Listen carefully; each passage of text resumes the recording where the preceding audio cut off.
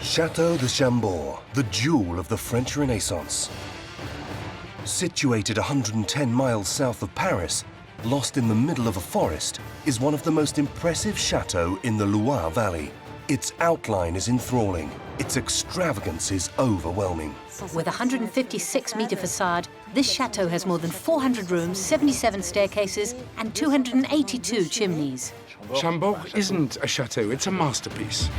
Surrounded by a 5,500 hectare park, the equivalent of a small city, this chateau's design is still a thing of wonder 5 centuries later.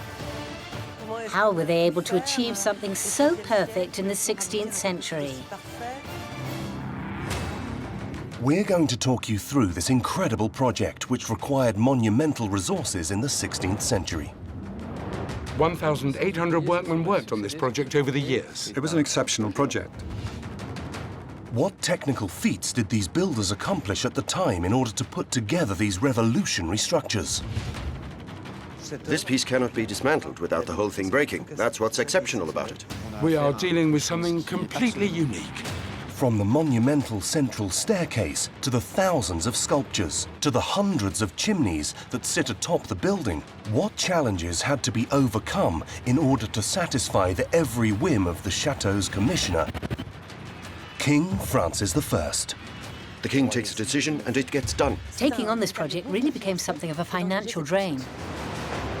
A project that also holds the story of a mystery that's never been solved. We have absolutely no floor plans at all. Why does the shadow of Leonardo da Vinci, the greatest genius of the Renaissance, loom across the Château de Chambord? He called Leonardo da Vinci my father. He was in awe of this illustrious old man. Using new 3D animation software, we'll roll back the clock and explore the timeline of this incredible structure unique in its time. I don't think we could create something better even now. Accounts from the best specialists will reveal the construction secrets behind this stone giant, now kept under very tight surveillance. 500 years after its construction, the secrets behind the Château de Chambord are finally being revealed.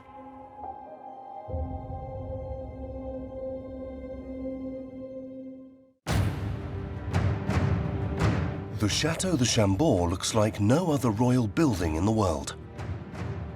That's what has made it such a popular attraction. Each year, almost 1 million visitors come to roam through the corridors of this distinctive chateau. As you walk in, you feel like you're getting lost in a maze.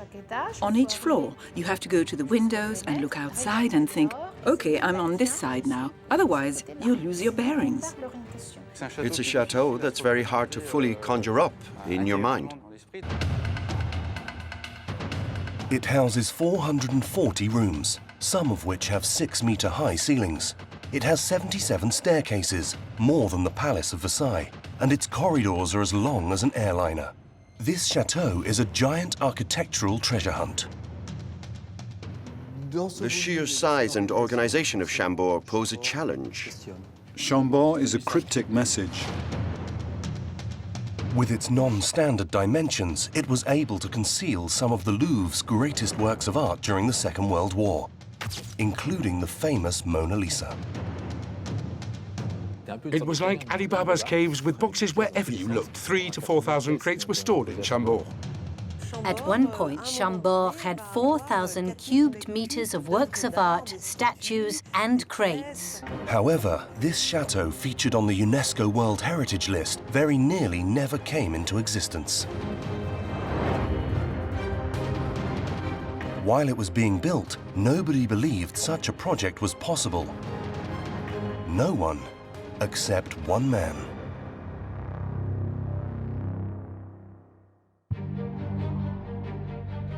The year is 1518, here in the Loire Valley city of Blois, the home of the new King of France. Francis I is only 24 years old, and he's already the most powerful king in Europe. Francis I in 1515 was a feisty young man. He was an ambitious king, a strategic king, and a visionary too. We know his aim was to somehow become the Emperor of Europe. In 1515, King Francis I had conquered the Swiss in Marignano. So this young man, who wasn't necessarily supposed to ascend the throne, suddenly had everything. To demonstrate his power, King Francis I wanted to build things and mark his own era. Very quickly, he launched a huge construction program. He was a construction king. He's one of the great historic builders. And when he walked into his chateau, he'd draw sketches of what he'd done and what he wanted to do. And I imagine he'd have been an architect had he not been king. Over the course of his reign, he built 12 chateaux, more than any other king, but King Francis I wanted to go even further. And in 1518, he decided to invent a new type of chateau. One of his goals was to have a hunting chateau where the king could go with his ladies and his friends. It was the king's youth project. He wanted to erect a charming and splendid building here. It wasn't simply about building a place to live. It was about creating a unique architectural work of art. In order to build the chateau of his dreams, the king stopped at nothing. At vast expense, he hired the greatest genius of the Renaissance movement, Leonardo da Vinci. He invited him to France and offered him board and lodging. He had great admiration for this famous old man. He called Leonardo da Vinci my father. For Leonardo da Vinci, this project would be seen as his last chance to prove his architectural talents. At the time, he was 66 years old, and all his attempts had thus far resulted in failure. There were no architectural pieces by Leonardo. Leonardo had always, throughout his life, proposed extraordinary projects that were probably impossible to achieve because they were too ambitious for what was actually technically possible at the time. Coming to France was a way for Leonardo da Vinci to make his dream come true, to finally behold a real construction project, a building that would no longer be on paper or parchment, but actually exist in reality. Everything was in place to create an exceptional chateau. And so began the pre-project meetings. King Francis I asked his team to think about the chateau's architecture. It was out of the question to use an existing building as inspiration. He wanted this royal building to take on a revolutionary form. So what did the first sketches look like? We've absolutely nothing. We have absolutely no floor plans at all. Most of the documents regarding the construction of Chambord were destroyed in the 18th century. It's a little disconcerting. It's as if someone wanted to make the plans disappear and perhaps maintain a sense of mystery around the construction and design of Chambord. It wouldn't be until 5 centuries later that the mystery of the missing plan unraveled. A confusing yet ambitious floor plan of an extraordinary construction project. Here is the first floor plan of Chambord. What we now know is that this must have been a square building flanked by 4 towers with the living quarters in the corners. That was all there was to this initial project. It was a keep, but an extraordinary one at that. A huge keep measuring 2,000 square meters and 56 meters high. But the most surprising thing about it was the organization of the spaces in a central plan, a chateau in the form of a Greek cross, which was unprecedented at the time. Dividing the internal space into the form of a Greek cross had never been done before. It was the first time in France that a civil building, or chateau, had used this layout. In the 16th century, royal chateaux were all designed based on the same model, like the one used here for the Château de Blois.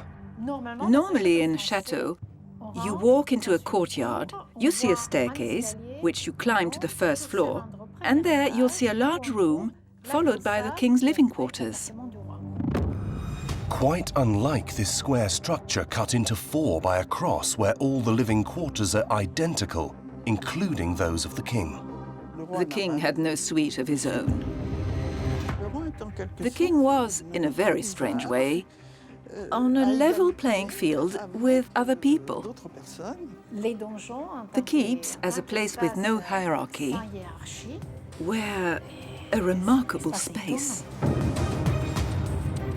So whose idea was this architecture, so totally innovative at the time? Was this Leonardo da Vinci's signature? Leonardo da Vinci was obsessed with centralized and supersymmetrical layouts, and he used them very often. It's probably what he'd consider to be the perfect shape for a building. The leading theory today is that King Francis I incorporated the great master's recommendations.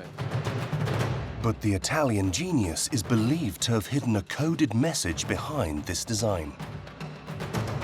Initially, the building had a central symmetry. In other words, everything was organized around a central pivot. They set out a building project that adhered to an unrivaled symmetry, something that was completely unique. And they had what's known as a windmill layout. The same piece can be turned a quarter turn 4 times. And so the whole chateau is taken like that in a great movement of rotation and ascension. So there's really something there that reflects the spirit of the engineering behind it. This idea of rotation is an architectural hallmark of Leonardo da Vinci's. Leonardo had always been fascinated by swirls, anything that turns, anything that spins. And he'd find examples in nature, like whirlpools and whirlwinds. What motivated and fascinated Leonardo da Vinci was perpetual motion. There are indeed sketches that reflect this movement in the Codex Atlanticus. Since he was, if you like, a master of all the sciences, to some extent he combined them all when it came to his architecture. This extraordinary plan was approved by the king, who was seduced by the Italian master's innovative ideas. But one, and by no means the least, technical challenge remained. Leonardo da Vinci may have designed it, but they would still need to bring it to life. How could you get the workmen to actually make this?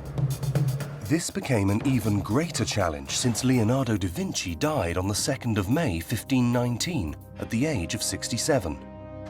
4 months before construction began. His death did not stop the project going forward because King Francis had already decided that this chateau would be built come what may. He put Leonardo da Vinci's architectural plan into motion. And so, the builders had no idea of the scale of the task that awaited them on this extraordinary construction project. On the 6th of September 1519, several hundred labourers arrived at the location the king had chosen for his chateau, which was an awkward choice to say the least. The name of the place was Chambord, a wild stretch of lowland, isolated from everything. In the Middle Ages, palaces were normally built on hills, but here he'd chosen an area of lowland, and in some notebooks Leonardo da Vinci writes, "Use lowlands for buildings because it creates a greater element of surprise, because you'll discover the building at the bend of a path." King Francis I knew this land well, and he must have roamed across it while hunting deer, so he bought the land to build the Chambord estate. King Francis I saw things on a grand scale, a very grand scale. The Chambord estate is the same size as a small city. 5,500 hectares with a 20-mile-long wall, which makes Chambord the biggest enclosed estate in Europe. It made for wonderful hunting territory.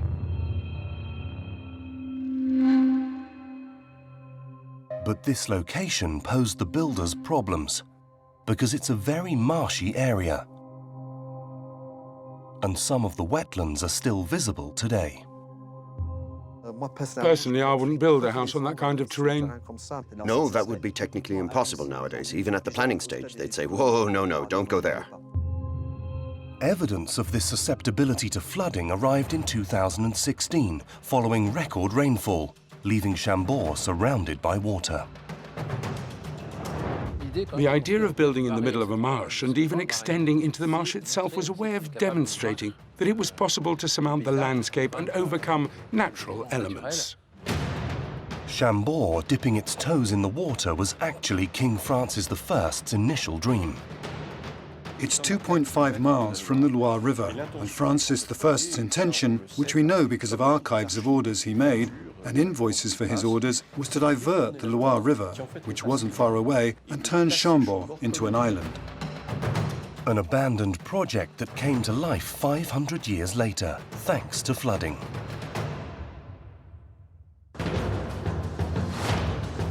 But the chateau only narrowly escaped the water in 2016, thanks to the exceptional quality of its foundations, which had been built 5 centuries earlier. Simon Bryant is an English engineer who specializes in excavation operations in the Loire Valley Chateau. According to him, the greatest challenge faced by the laborers was making sure the building didn't collapse.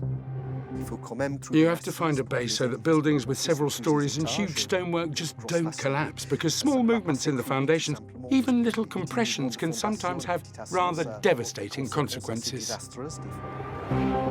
In the late 1990s, Simon Bryant launched a huge excavation operation at Chambord. His aim was to understand how a chateau comprised of 220,000 tons of stone, or the weight of 3 aircraft carriers, was able to remain upright on unstable terrain. So he started digging beneath the chateau, when all of a sudden, the scoop of his excavator became blocked. The scoop of an excavator hit on a hard surface. Oh, well, look at that. There are walls here. So we had to remove the water, clean up, and that's when we realized that this was the base of a medieval tower. He had found a medieval tower that had not previously been known about. In this photo, we can see part of its base. So there was a smaller chateau in Chambord that predated the one built by King Francis I, and the builders used it to support their new construction. They saw that the medieval stonework was solid enough in that location and could be incorporated into the new construction, like a foothold. They tore down one chateau, left a few remnants of it, and on top of that, they built a new one. But that wasn't enough, because the size of the chateau King Francis I had envisaged was much greater than that of the former fortress. And so, a huge landscaping project began. 5,000 meters cubed, or the equivalent of 2 Olympic swimming pools, were dug up in the hope of finding soil hard enough to build the foundations with. They realized they'd gone beneath the limestone, so in places they dug as deep as 5.2 meters or even deeper. 5.2 meters of stone foundation is quite extraordinary. And so, on top, they built these wooden partitions, like braided bits of mulch, which they poured lime into. And lime mixed with water holds firm, so the more lime you add, the more it hardens. And then on top of that, they gradually added stones, all the cut stone, thus forming the base of the chateau. It wasn't until 4 years after the project started that the foundations were actually finished.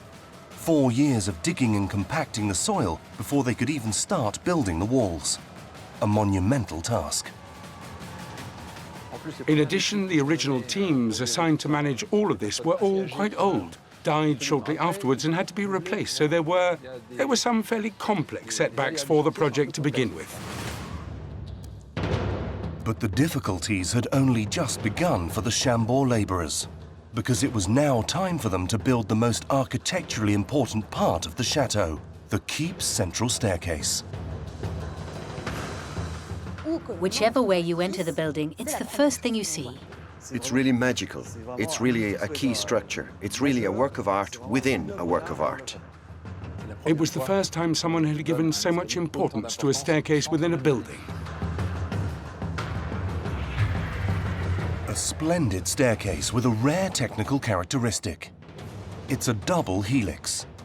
In other words, it's made up of 2 176-step spirals, which sit one atop the other without ever merging. It's a bit like the structure of DNA. For this construction project, sculptors and stonemasons would be working on a double helix staircase of inordinate proportions. It's almost 9 meters in diameter and over 20 meters high. It was the first time someone had made this kind of thing. As incredible as it may seem, the tools the builders used for the staircase were as basic as hammers, calipers, and ropes. So how were they able to produce this architectural feat that still remains unparalleled to this day? The first clue lies 12 miles from Chambord, in King Francis I's first chateau. One of the main models for making this was a basic staircase, the staircase in the Château de Blois. This giant single ascent staircase is very aesthetically similar to that of Chambord, with its exposed banisters. This is evidence of the inestimable expertise of the region's craftspeople, whom King Francis I was relying on for the construction of his masterpiece. And it was certainly no coincidence that the master stonemason from Blois was then sent to Chambord, because it required a great technical mastery, particularly the way they grouted the stones and joined it all together, which was no mean feat. It was a lengthy endeavor. Each stone had to be cut according to the drawings and the sketches. In reality, all the blocks were positioned perfectly and adjusted without joints. It was completely transparent. And so this means the workmanship is just phenomenal. In order to truly appreciate the remarkable quality of this creation, the Chambord staircase was scanned by a group of researchers in 2011. The staircase is, by its very nature, extremely three-dimensional, so a conceptual plan cannot do this staircase justice. The only way to represent it in a relevant way that can be significant enough for use in the future is to see it in 3D. Over 200 scans were required to reproduce the Chambord staircase in 3D. And the result was astounding. So you get a sense of the whole space and you can see through the material. The digitalization then makes it possible to create a unique model of the staircase. It's the first and only model of its kind. To my knowledge, it's the first time there's been a 3D print of this level of quality from a laser scan of a staircase this big. This model is proof of this staircase's perfection. The demonstration is really all about the movement and realizing that you can unscrew it. If it wasn't perfect, you wouldn't be able to unscrew it. So this movement isn't possible unless the geometry is perfect. I don't think we could create something better, even now. It's as simple as that. Even with our modern technology, I don't think we'd be capable of doing any better. But one question remains regarding this architectural feat. Who was the designer? Leonardo worked a lot on simple staircases, double staircases, triple staircases. He was the multi-staircase specialist. This theme kept rolling through his head and among the group who designed this extraordinary chateau. It absolutely had to have been Leonardo whose idea it was to give it several twists and also to place it in the middle of a building with a central plan. 5 years after the work began, King Francis I's dream started to take shape. But a terrible event threatened the whole project. In 1524, King Francis I went to wage war in Italy and was captured during the Battle of Pavia. It was the equivalent of a world war at the time. King Francis I was imprisoned in Spain, thus placing the continuation of the work on Chambord in danger. So there was no money for Chambord and construction stopped. For 2 years, the project was placed on hold. In October 1526, the king was finally liberated in exchange for his 2 sons. He decided to resume construction of the chateau. But there was one small problem. He wanted to review the initial design and demanded modifications, which would ultimately have serious consequences. When King Francis I returned to France in 1526, Chambord started changing shape. In October 1526, they decided to expand Chambord and to add to the existing keep, which had been built up to the first floor. and to add a whole system of walls with two wings, the royal wing on one side and the chapel wing on the other. It would involve building an extra several thousand square meters, a colossal task for the laborers. I believe his state of mind had changed, and Chambord now needed to be updated to reflect the life of a king, who may have been young, but was becoming increasingly king-like. There was no way the king could be housed in the same keep as his court. He wanted his royal accommodation sheltered from view. What he really wanted was to distinguish himself from the masses of courtiers who visited Chambord and no longer live in the keep. Moving into a wing would reaffirm his distinction with bigger living quarters that were different from the others. I love this royal abode because on the first floor you have King Francis I's bedroom, his living quarters, and his chapel. And then you go up a small hidden staircase to find the bedroom of the king's mistress. I love it because it's spiritual pleasure and then carnal pleasure. How wonderful.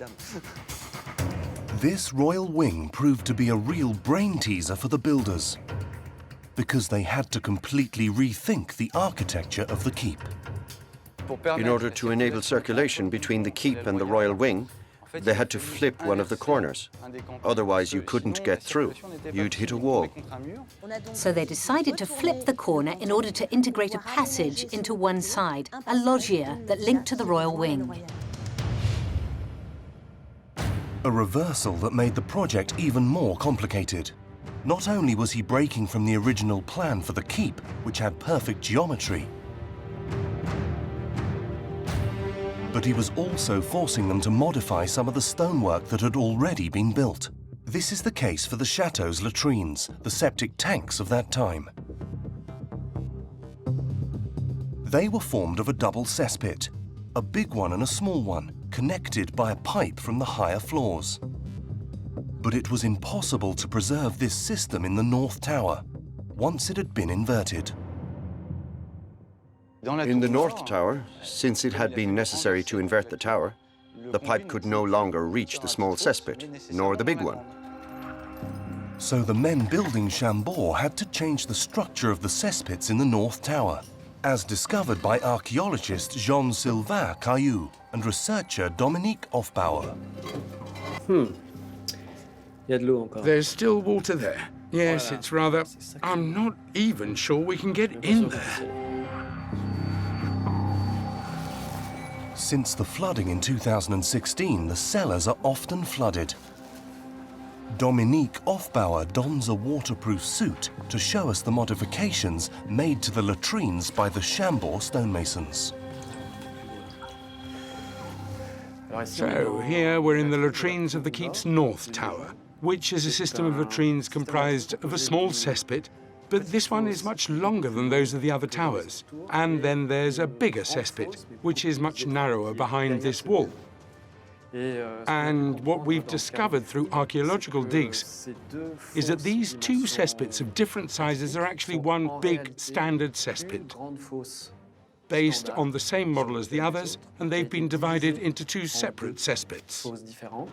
And our geophysical surveys have enabled us to establish that the small cesspit was, in fact, built using the plan that respected the building's central symmetry. But through lack of usage, it was backfilled and subsumed into the foundations. This discovery has therefore irrefutably proved that this famous North Tower was indeed inverted in order to form a link with the royal wing. And that's not the only modification the king demanded of his teams when the building work resumed. He added an external staircase, which totally obstructed some of the existing windows. The gallery was built, the fifth window was ready, and perhaps the joiners were kept waiting and were about to fit them when, unexpectedly, the king decided to have a stone staircase built behind it. So they completely walled up this window instead. The king takes a decision and it gets done. It's like a permanent adjustment. It's a balancing act, with the builders adapting to the monarch's every whim in some ways. As the years went by, this architectural dream turned into a nightmare. Delays were multiplying, costs were going through the roof. If we look at the years 1531, 1533 and 1534, the most active years, expenses were as high as 60,000 tour pounds. That's more than all the chateau and ongoing building projects in and around the capital at that time. To put it into perspective, a cathedral project back then would have cost around 5,000 or 6,000 tour pounds per year. This one was 60,000 tour pounds per quarter. The equivalent of hundreds of millions of euros, staggering amounts. Taking on this project really became something of a financial drain. And the costs grew heavier due to the horrendous conditions. Working on this royal building project was hellish for the builders. The surrounding swamp area brought with it its fair share of troubles, such as marsh fevers, which people caught from mosquitoes. In other words, malaria killed a large number of workers. Others, it is said, were suffering from extreme fatigue. And we know that King Francis I was happy to reward his workers with additional bonuses so they'd be more inclined to work tirelessly on the project, often in danger of risking their life. The greatest difficulty for the workers on this project was transporting raw materials. Chambord was in the middle of nowhere. Incoming materials had to pass through an obstacle course. The slate came from Angers, lead came from England, and wooden blocks of stone came from Tours. To travel distances of hundreds of miles, the workers had but one solution. It was very difficult because, at the time, heavy goods were normally transported by river. There were flat-bottomed barges that travelled along the river and were generally pulled by horses. These barges could carry cargo weighing several tons, but were very sensitive to bad weather. It was slow. They had to follow the path of the Loire. Fortunately, winds came from the west, which helped push the sails of these boats. But when the wind stopped, they couldn't move forward, and transportation became complicated. It's important to remember that the weather conditions were a lot more dramatic than they are today. There are diaries telling us that the rivers froze over for a month or two, thus rendering transportation by water impossible. The journey was far from over because the boats were not able to dock directly up to Chambord. Their port of entry was located 2.5 miles from the building site, on the banks of the Loire River. The journey was completed by horse and carriage, and cargo breakages cost them time. At the time, the roads were not paved, and the carts would cross dirt paths with smaller loads. So it took hundreds and hundreds of carts to transport these stones to the project. The Chambord project was an unprecedented logical challenge. It wasn't just a small project with a few dozen workers. It was now a huge building site. 1,800 men worked on the project. It was the first time this many builders had worked on a single project. The king's in a hurry. The king's in a hurry. He wants the beautiful Chateau de Chambord to be built as quickly as possible. There was a huge amount of pressure on the workers. There's no doubt that labor laws were violated. King Francis I imposed a fine on the boatsmen of the Loire for failing to deliver the 20,000 stone blocks he'd ordered, for not delivering them on time. And the reason the king was so intransigent with this boatsman was that the delivery involved the most important raw material required for the construction of Chambord, tuffeau stone. It's a very aesthetically pleasing stone because it's almost pure white. Over the course of the project, more than 220,000 tons were extracted from a 75-mile underground quarry in Touraine. It's a stone with an incredible advantage. It's very easy to sculpt. It's a stone that actually contains as much emptiness as it does matter. Half of its volume is air. I don't even need a hammer for this stone because it's really very tender, so you can carve it straight away, like a sculpture. In other words, you can actually use a tool to remove it without really hitting it hard. Because it's very delicate, it can be used for lots of things, especially intricate decorations. a characteristic the king particularly liked. This tuffo stone made it possible to reproduce what he'd seen in Italy. These sculptures were possible. All the finesse of the Renaissance sculptures were possible thanks to this stone, which is very soft. Thanks to this tuffo stone, there are 2,500 sculpted decorative pieces at Chambord. These absolutely extraordinary Renaissance-inspired decorative elements are extremely rare. Of the thousands of sculpted works of art, one required a considerable effort. It can be found at the top of the double helix staircase. What's particularly impressive is the great hall on the top floor of Chambord, which is vaulted, with very powerful, very Italian-style coffered vaults. And the coffers are sculpted into King Francis I's emblems. In each coffer, you'll find either a salamander or an F. In total, there are almost 400 coffers. There are around 200 Fs and around 200 salamanders. To create such an excessive vault, the builders had to erect a wooden scaffold, a sort of casing. Once installed, the sculptors placed the coffers on top of one another, starting from the bottom. Once the last stone, called a keystone, had been placed in the middle of the vaulted ceiling, the workers could remove the casing. Thanks to the perfection of this construction, these compressed stones would hold themselves in place without any support. You cannot remove any of the coffers in this vaulted ceiling. Everything is slotted into place. This creation cannot be dismantled without the whole thing collapsing. That's what's extraordinary about it. This piece was built, it's here, and it's here to last as long as necessary. But one strange coffer attracts our attention. Could this coffer contain a hidden message?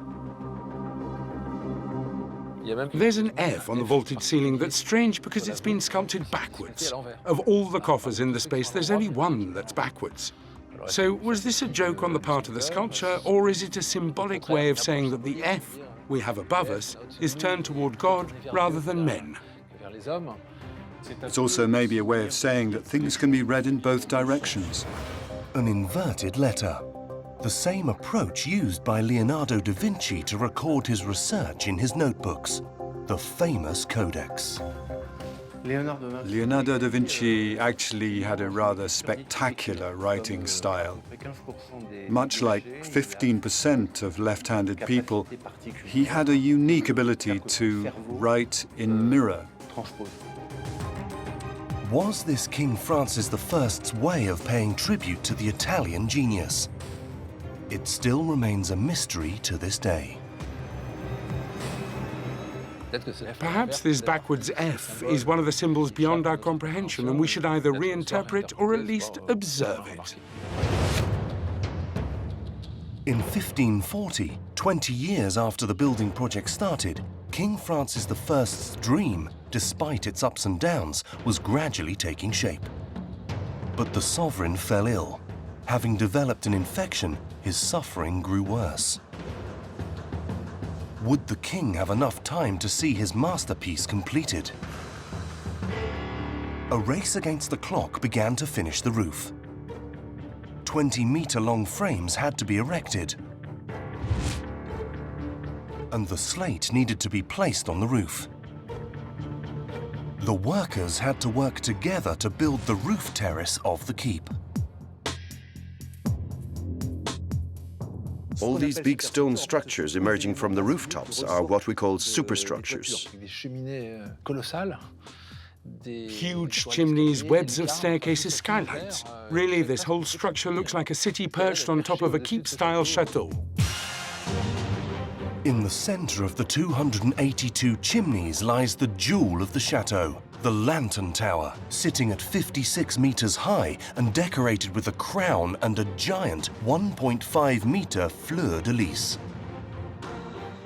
Up there, at the top, is the finest royal crown. In other words, the crown reserved for the imperial leader. That is to say, the crown that represented the greatest power in the world at the time. This exquisite tower weighs more than 40 tons, or the equivalent of a military tank.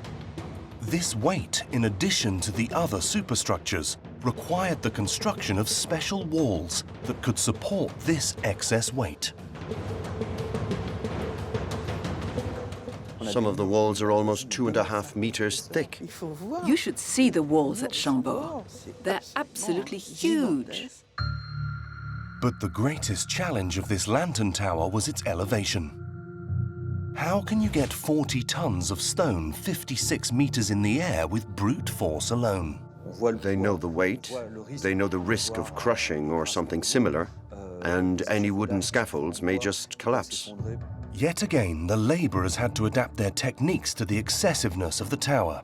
They used a simple but extremely effective tool, the famous treadwheel crane.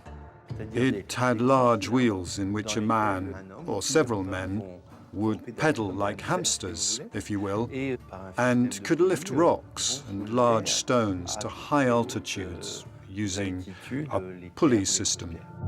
Thanks to this ingenious system, one man can lift an object much heavier than himself. This was also a building site that helped advance techniques. Based on studies that have been done, one wheel could lift as much as 4 tons, which is huge. And the genius behind the builders of Chambord didn't stop there. Recently, during the renovation works carried out 5 centuries after its creation, Chambord has revealed a previously incredibly well-hidden secret. Beneath the slabs of the roof terrace hides a water drainage system designed to protect the building from bad weather. Further proof of the talent of the architects of that era. The slabs aren't watertight. The water gets through, and the problem is that the coffered vaults are just below them. As a solution to this, they developed a hydraulic drainage system, the likes of which had never before been seen in France. The idea is that beneath the rooftop slabs, the stone slabs, there's a real roof with tiles like this, in a U shape, which collects the penetrating water from the rooftop and drains them into 2 conduits at the base of the vault, which are slightly tilted outwards, and then they link with the small lead channels towards the water spouts. The construction of this chateau almost saw completion, but everything stopped in March 1547, 28 years after the project had begun. King Francis I died of septicemia at the age of 52. The king never lived to see his architectural masterpiece completed. We've obviously tried to look into how much time King Francis I spent at Chambord. Based on what we now know, it was around 73 days. The Chambord project lasted 28 years under King Francis I. But the building wasn't complete because the chapel wing hadn't been finished by the time King Francis I died. The enclosure around the courtyard had been started but not completed. His son, Henry II, took over the project for a few years. But it was Louis XIV, the Sun King, who added the final touch to this masterpiece. This was around 1680, more than a century and a half after the project had begun. Louis XIV finished it, respecting the overall design. He didn't add any Baroque wings. He did change the style of some of the windows, but he was aware that he was in the presence of an incredible work of art. In order to finish the work, Louis XIV brought in the best in the business. He came with the mastermind behind the Hall of Mirrors at Versailles, Jules Lardouin-Mansart. At Chambord, Jules Lardouin-Mansart finished the work on the chapel. He built the attic spaces atop the lower enclosure. But the Sun King didn't stop there. He created a whole new backdrop for this unique chateau. Louis XIV felt as though it wasn't just the chapel and lower enclosure that were left unfinished. The area immediately surrounding the chateau was still a swamp. I think they quite often found themselves traipsing in water. And that didn't suit the Sun King. He decided to reproduce here what he'd successfully implemented at the Palace of Versailles, a splendid French garden. As revealed by the garden restoration work carried out in 2016, it would have been a tireless struggle against the weather conditions in Chambord. They needed to divert the Cosson, the waterway that meanders around the chateau. This garden was a monumental construction project. They made the decision to channel the Cosson and divert it well away. In order to do so, they created artificial moats and an artificial 6-hectare raised platform. Then they needed 15,000 little border plants and over 800 trees. So this garden was just further extravagance. By creating this splendid garden, now restored, Louis XIV was honouring the spirit of his famous predecessor, turning Chambord into a chateau for social occasions. He invited Molière there to put on his famous play, Le Bourgeois Gentilhomme.